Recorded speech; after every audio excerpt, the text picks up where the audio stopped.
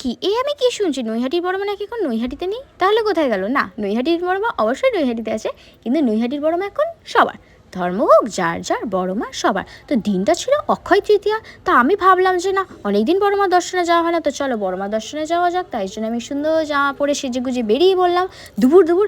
কিন্তু সেই ট্রেনের জন্য আমার সেই সন্ধে হয়ে গেছিলাম। সাথে একটা বলদিকে নিয়ে গিয়েছিলাম, বলদিটার এত সময় লাগলো সব কিছু রেডি করতে, আমারও দেরি হয়ে গেল। তো যাই হোক, চলে যখন এসেছি তো কটা ক্লিপ নিলে, আমি জানি ও ভিডিওগুলো ঠিক মতন করতে পারেনি, অনেক ঝাড় খেয়েছে তারপরও করতে পারেনি।